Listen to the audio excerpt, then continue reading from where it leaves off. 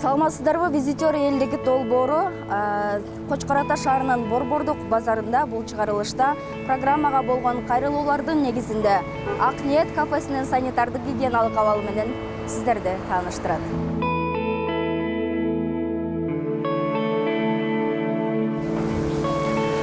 Тейлөө имаратынын сырткы көрүнүшүнөн сиздерге учкай маалымат. Имарат 2 кабаттуу. Сырт жагында кире бериште сол жакта муздак ичимдиктер сатылат, ал эми оң жагында шишкебек даярдалат. Анан дагы ортодо фонтан бар экен, анын үстүндө жарнамалык экран дагы орнотулуптур. Анан дагы 5 кабина бар экен, ал жакта кадимки тейлөө процесси жүрөт, ал эми оң жагында ашкана, так ортосунда чоң зал бар экен. Биз алгач ашкананын тазалыгы жана абалы менен тааныштырууну туура көрдүк. Эгерде бардыгы санитардык гигиеналык нормаларга, эрежелерге дал келсе, анда биз залга отуруп, тейлөө сапатынан дагы, тейлөө кызматынан дагы пайдаланабыз.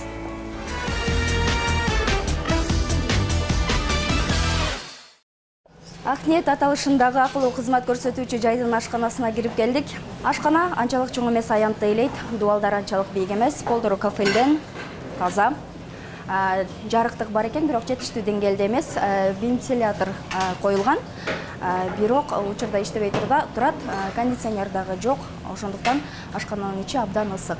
Андан сырткары 3 желдетүүчү кичи айнеги бар экен, бир чоң мору, бир кичине мору, 2 микротолкундуу меш жана 2 муздаткыч ушул ашканада кызмат көрсөтөт. Кененирээк тааныштырып өтсөк. Баш ашпозчу сизбежи? Сиз да иштейсиз да бул жакта? Чоң рахмат, атыңыз ким болот? Шаныгүл эже. Көп жылдан бери иштейсизби? 3 жыл болду. 3 жылдан бери иштейсиз демек. 2 жыл ачылды да, бери 2-нчи жыл азыр. 2-нчи жылы иштеп атасыз демек. Чоң рахмат. Кандай тамактар бар? Бар жок тамактар бар. Мастава. Негизинен уйгур ашканасына басым жасалган окшойт, Негизинен жок. Бу жерде бир эле уйгур лагман, калган өз-өзүнө эле тамактар. Мастава, мал шорпо, кой шорпо, гуляш, бифштекс, жароня, мантула. Улуттук тамак жана уйгур тамактары аралаш экен, Эми европейский да бар. Азыктар кайсыл жерде сакталат? Раздача кайсыл жерде, тааныштырсаңыз? Раздача ушул жер. Тамактарыбыз бышкандар. Бул холодильникте. Демек, бышкан тамактар башка муздаткычта, быша элек тамактар башка муздаткычта сакталат, Бирде ушул салаттыкы бышкандар. Бүгүн бышкандар, эми алып барабыз. Рахмат. Жумуртка, кайнатылган жумуртка экен, Маркировка коюлган экен. Бирок бетин жаап коюш керек эже. Бетин жаап коюңуздар. Негизинен сүт азыктары муздаткычтын эң жогорку бөлүгүндө сакталышы керек. Анткени булар бат бузулуучу азыктарга кирет, ошондуктан муздаткычтын эң жогорку бөлүгүндө. Майонез азыгы бул дагы туура сакталган. Консерва азыктары негизинен 2 жылдык мөөнөткө чыгарылат, бирок ачылгандан соң сөзсүз түрдө айнеки дишине куюп туруп 2-3 күн муздаткычта сактаганыбыз туура. Кеселиктер алып коюңуз. Бети дагы жабык эмес. Бул кандай тамакка? Кайнатма, уй шорпо эттери. Уйдун эти демек. Качан даярдалган? Эртең менен даярдадым. Күндө эртең менен даярдайсыздар. Кечке чейин калбайбы? Жок, калбайт. 2 сырада азыр алдык. Жарымын түштө дагы 1 сыра даярдайбыз. Бири шорпо үчүн экен, бири мастава үчүн окшойт, Мастава эмес. Анткени бул жакта кайнатылган эт азыгы. Бири уй шорпо. 2 бөлөк асылат, бирок этин бир чыгарып коебуз. Канча күн сакталат кайнатылган эт? Муздаткычта 3 күн сакташыңыздар керек. Алыңыз. Калбайт. Бул чеснок чыгарылган. Майдаланган сарымсак демек. Ачыла элек экен. Ачыла элек. Консерва азыгы. Котлет экен, Эмне бул? Гуляштын эти жана котлет. Бризоль. Маркировкасы бар. Курдак. Кол менен сезип турам, жылуу жаңы гана даярдалгандыгы көрүнүп турат. Чүчпараны колдо жасайсыздарбы? Ооба, колдо түйөбүз. Буну азыр ашыкча пышыралган экен, сатып бул берилбейт. Негизи сразу пышырып, сразу берилет. Жана дагы гарнирлер, кайнатылган гречка. Ошондой эле жашылча келишет. Жашылчалар муздаткычтын эң төмөнкү бөлүгүндө нөлдүк камерада сакталышы керек. Анткени температура ошого ылайыкташтырылган. Анан атайын контейнерлер болот, же болбосо жана башка жашылчаларды кагаздын идишине, кагазга ороп сактаган дагы болот. Кагаз идишине, картон кагазына. Ал эми көк чөптөрдү узак сактайм десеңиз, сизге лайфхак айтып коеюн. Нумду сүлгүгө ороп, андан соң полиэтилен баштыгына сактаңыз. Муздаткычтын сырткы абалы, тазалыгы негизинен таза, карайып калган же болбосо дат басып калган жерлери жок, өзгөчө маанилүү бир жайында. Анткени эгерде ушул жак карайып же тазалыгына көңүл бурулбаса, сөзсүз түрдө төмөндөгү азыктарга залакасын тийгизиши толук мүмкүн. Кийинки муздаткычка өтөбүз. Котлет. Качан жасалган алар? Эртең менен жасалган бардыгы. Бетин жаап үлгүрбөгөнүңдөн өстүр. Жок, буну азыр эле салып атканда силер келип калдыңар да. Азыр салып атканда биз келип калдык. Бир муздаткычка маркировкаларды коюп үлгүрдүңүздөр. Мен ойлодум эле бир муздаткыч негизинен талапка жооп берип барат, анан кийин экинчи муздаткыч аны далилдей албай калбадыбы, эже? Кандай кылат? Кандай болот эми? Кайнатылган эт азыгы. Экинчи муздаткычтагы бардык азыктардын бети ачык, качан даярдалгандыгы белгисиз. Анан дагы уютулуп коюлган лоя экени. Колго түйүлгөн чучпара жана котлет экени. Котлет өзгөчө даярдалат экен. Бризольдун мен ойлоп турмун, котлет тамак окшойт деп, абдан жука, анан кийин чоң болуп жайылыптыр.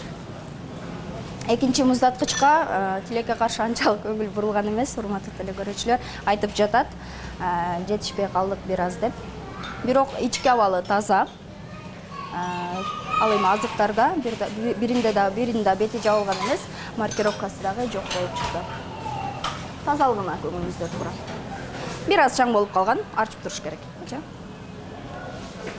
Бул жакта дагы эт азыктары экен. Дагы бир муздаткыч. Лагмандын камыры чоюлуп даярдалган экен. Бети жабык.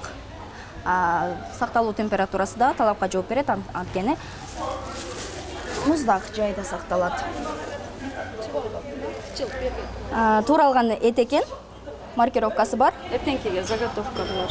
Азыр бар. Эртеңкиге даярдык. Тоңдурулган май. Органолептиканын терс таасири билинбейт негизинен, анткени жагымсыз жыт урбайт. Сакталган идиши дагы сынык эмес. Чийки эт жана балыктар минустук температурада муздаткычтын төмөнкү бөлүгүндө сакталууга тийиш. Сакталуу температурасы талапка жооп берет, бирок бети ачык. Маркировкасы өз түрдө коюңуздар. Подлив окшойт, Жок, муну ысык боюнча ачуу демек. Бул жайда анчалык көп азыктар жок. Ички тазалыгына көңүлүңүздөрдү бурам. Таза негизинен тазалап турушат. Бул жайдан чыгабыз. Азыктар сакталуучу 3 муздаткычты сиздерге көрсөттүм. Бир муздаткычта азыктар толугу менен маркировкадан өтүптүр. 2 муздаткычта башкача айтканда маркировкалар жок. Бул жайда бир мору бар экен. Түйүндө газ, учурда тамак даярдалып жатат. Бирок тазалыгын көрүп турасыздар, абдан май басып калган. Ал эми морунун абалы болсо таза. 4 чоң казан бар экен. Чоң-чоң компаниялар үчүн бул жайда атайын тамактар даярдалып берилет экен. Май басып же дат басып калган абал көзгө көрүнбөйт. Абдан кейиштүү абалга туш болдук. Көрүп турасыздар, мындай идишке кандай тамактар даярдалып берилет билбейм. Кандай тамактар даярдалат?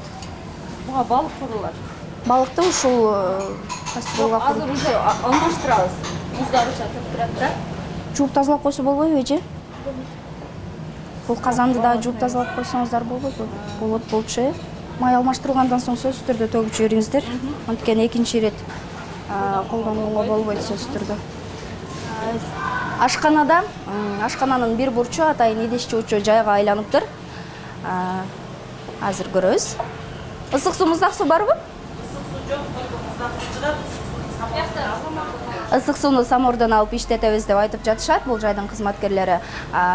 Бир гана муздак суу бар экен. Түбүндө азыр жуулбаган идиштер, ал эми 2 таштанды салуучу чака бар экен. Ал эми жуулган идиштер бул жайда өндөнөт.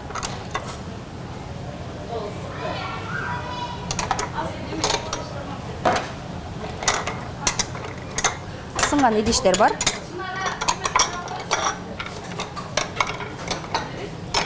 Бул жайда дагы бүгүн келген жок демек. Сынып калган идиштер бар экен, аны алып коесуздар, Келиңиз, мен сизге көрсөтөм. Мынакей, алыңыз. Булардын баары сынган идиштер. Видео көзөмөл дагы бар экен, Иштейби бул жай? Рахмат. Столдун түбүндө кандай азыктар бар?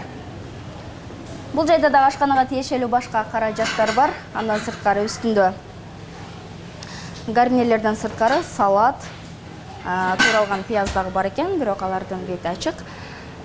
Ал эми даярдалып жаткан тамактар. Бетин сөзсүз түрдө жаап коюңуздар. Анан бул идиштерди алып коюңуз, Анткени азыр ысык, азыктардын бат бузулуусун алып келет да. Чайды дагы ушул жайдан демдеп даярдап кардарларга узатышат экен. Жуулган шампурлар да, булар. Жуулган шампурлардын абалы. Бат басып калган учурлары кездешпейт, бирок бир аз чала жуулган. Көрүп турасыздар. Электрондук жана башка каражаттар, байланыш каражаттары дагы бар экен. Кызматтар каралыптыр. Ал эми бир четинде коробкада нан бар экен, бети ачык калыптыр. Бетин сөзсүз түрдө жаап коюңуздар. Жеке буюмдар муздаткычтын бир бөлүгүнө илинип коюлган. Бул туура эмес, анткени жеке буюмдардын бардыгы раздевалкада сакталышы керек. Микротолкундуу меш. Тазалыгына көңүлүңүздөрдү бурам.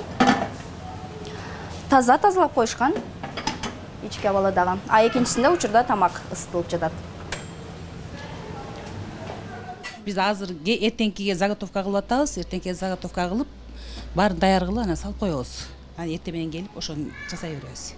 Көрсөтө аласызбы бүгүнкү соода кылган сертификатты? Азыр пока азырынча толук алып келип бүтүшө элек этти. Бизге азыр сулп эттерди гана алып келип берди. Биз күнүгө бир кухняга 30 килограммдай эт иштетебиз. Ошонун азыр бизге 25 килограммын алып келди. 5 килограммын кечки немеге кошуп алып келишет. Бул жерде сөөктүү эттерди алып келе элек. Ошол. Ашканада канча кызматкер иштейт? Биз өзү кухняда поварлар 4-төбүз. 3төн иштейбиз, бирден дем алабыз. 6 күн иштеп, 2 күн дем алабыз. Демек азыр канча кызматкер иштеп атат? Азыр 3 кызматкер иштейбиз. 3 кызматкер иштеп атат. Медициналык китепчеңиздер бар, Баш ашпозчу, анан 2 жардамчы экен да, ошону түшүнүгүм боюнча. Чоң рахмат, медициналык китепчелерди кабар берсеңиз баш ашпозчуга даярдап турсун.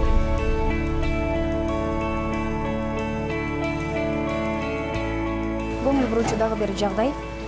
Бул жайда жуулган идиштер менен жуулбаган идиштер жанаша турат.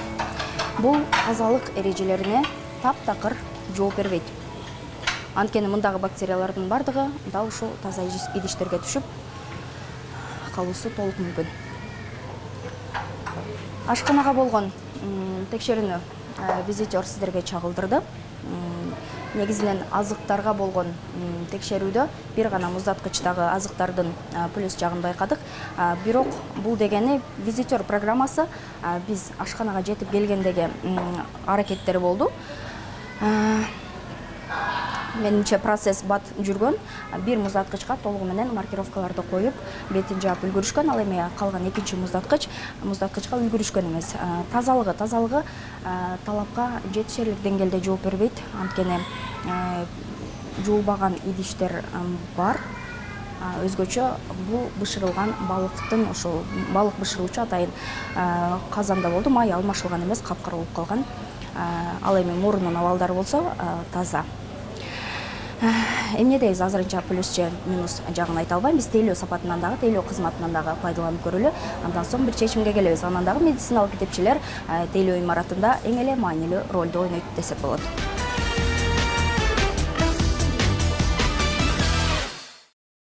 Ак ниет кафесинин тейлөө кызматынан жана тазалыгын билүү максатында биз залына кирип келдик. Зал абдан салкын экен. 3 кондиционер бар. Алар иштеп турат учурда. Бир сыналгы, ошондой эле 3 чоң айнек, 2 кичи желдетүүчү айнектер бар экен. Мен оюмча бул жыл менен 60 адамга ыңгайлаштырылган. Полдору дагы абдан таза. Биз орундуктан орун алабыз. Ашкананын абалынан соң мен бул жайдын тамагынан бар жерде эле татып көргөндү туура көрдүм. Анткени бул жайга сиздер дагы келип тамактангансыздар. Канчалык тамагы даамдуу, биз ошону билүү максатында официантты күтөбүз. Аш тизмеги бар экен. Официант келгенче аш тизмеги менен сиздерди тааныштырсам, Ак ниет кафесе дейт. Биринчи тамактарга мастабак кой шорпо, мал шорпо, дөлмө чучпара дейт. Балар 60 сомдон 140 сомго чейинки сумманы түзөт. Экинчи тамактарга жаровня, гуляш, бифштекс, лагман, манто, беш бармак, канфан дейт. Балары 100 сомдон 200 сомго чейинки сумманы түзөт. Атайын буйртма тамактар дагы бар экен. Нан басты, балык, курдак, дымдалган кой эти гарнир менен дейт. Балары 220 сомдон 750 сомго чейин. Ана сырткары аш өзгөн деген дагы тамак бар экен. Шишкебектер бар экен. Балары 50 сомдон 70 сомго чейин. Салаттар, оливье дейт, свежий салат, колхозный, нежный дейт. Балары 50 сомдон 70 сомго чейин. Ар бир адамды тейлөө акысы 10 сомдон экен. Тамагыңыздар таттуу болсун дейт. Администрация тарабынан спирттик ичимдиктерди ичүү же болбосо ушул сыяктуу эскертүүлөр жазылып атыр. Официант күтөбүз.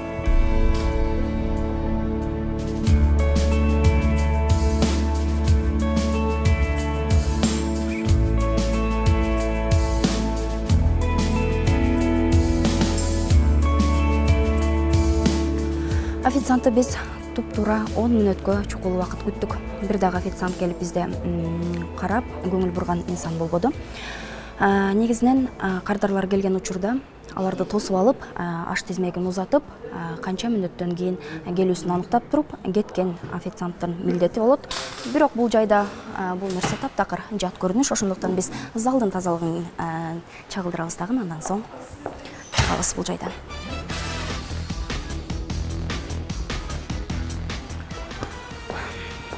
Алгач столдун үстүн.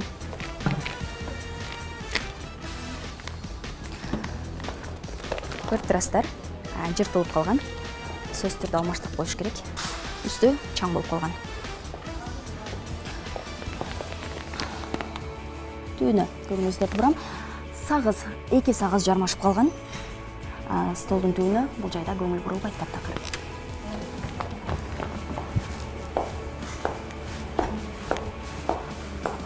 Жана башка тазалыктары тейлөө имаратын чаң болуп калган, арчып турушса болмок. Дагы бир столдун үстүн сиздерге толугураак далил болсун. Негедир үстүнө жапкан дасторкондун үстүндөгү жапкычы көпчүлүк учурда эле тешилип калыптыр бул жайда. Негедир чаң болуп калган, арчып турушса болмок. Бул жайдан чыгабыз. Ким болуш дейсиз? Официант болуш дейсизби? Эмнеге бизге эч ким келбеди? 10 мүнөттөн ашык күттүк.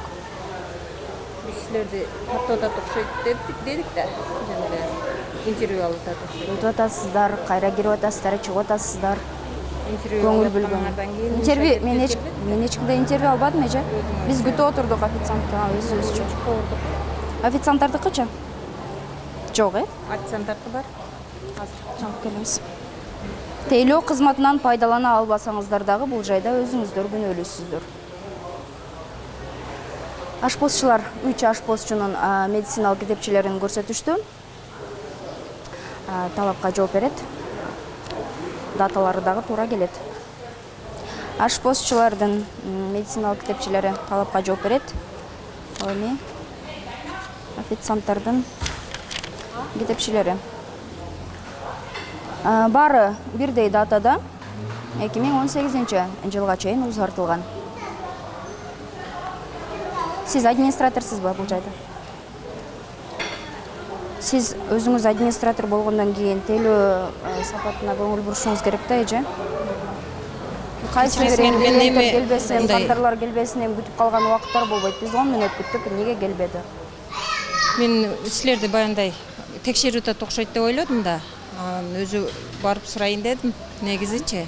Анан тартындым да, биякта биз иш кылып атсак аралаша берет экен деп. Жок, биз жумуш кылган жокмуз. Мен барып олтурдум, тамактарды татып көрөйүн деп, тейлөө кызматынан пайдаланайын деп, кандай даамдуу тамактар бар деп. Азыр деле жүрөргүлө. Азыр деле киргиле. Жүргүлө. Рахмат эже. Биз чыгалы.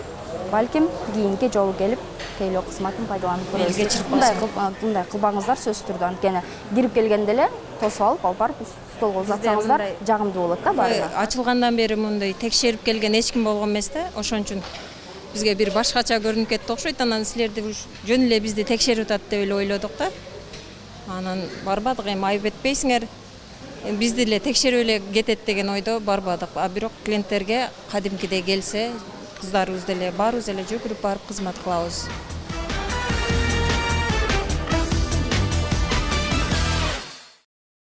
Ак ниет ашканасына болгон текшерүүнү визитер жыйынтыктады. Келиңиздер башынан токтолобуз. Ак ниет ашканасы Кочкор Ата шаарынын Борбордук базарынын айланасында жайгашкан. Экстерьер маңдайында Элиза соода борбору бар. Кафе болжол менен 25-30 сотых аянтты ээлейт. Кафе 2 кабаттуу, кире беришинде сол жагында раковина орнотулган. Андан дагы искусстволук өсүмдүктөргө бул жайга маани берилген. Интерьер зал анчалык чоң эмес, дубалдары бийик, жасалгасы жөнөкөй гана стилде. Тазалык, залдын жана ашкананын тазалыгы тиешелүү талаптарга толугу менен жооп бербейт. Бирок бул жайда баш ашпозчулар абдан ысылык кабыл алышат экен. Тейлөө, бул жайдын тейлөө кызматы чындыгында аксайт. Биз 10 мүнөт күттүк, бирок бизде тейлеген инсан болбоду. Бирок биз кийинчерээк администраторду жолуктурдук, убада берди, бул көрүнүш башка кайталанбайт деп. Албетте үмүт кылабыз, кийинки келгенде бизди заматта тосуп аларына. Эмне дейбиз? Азыктарга болгон текшерүү учурунда бул жайда кээ бир азыктарга маркировка коюп үлгүрүшкөн, бирок калган азыктар ачык бойдон калган. Бул дегени тиешелүү талап кылынган нормаларга жетиштүү деңгээлде жооп бербейт дегенде туюндурат. Жогорудагы жагдайларды эске алып, визитер программасы Кочкор Ата шаарындагы Ак ниет кафесин сунуш кылбайт. Бирок оңдоп түзөтүүлөр болсо, бул жай сунуштаганга ылайыктуу жай деп ойлойм.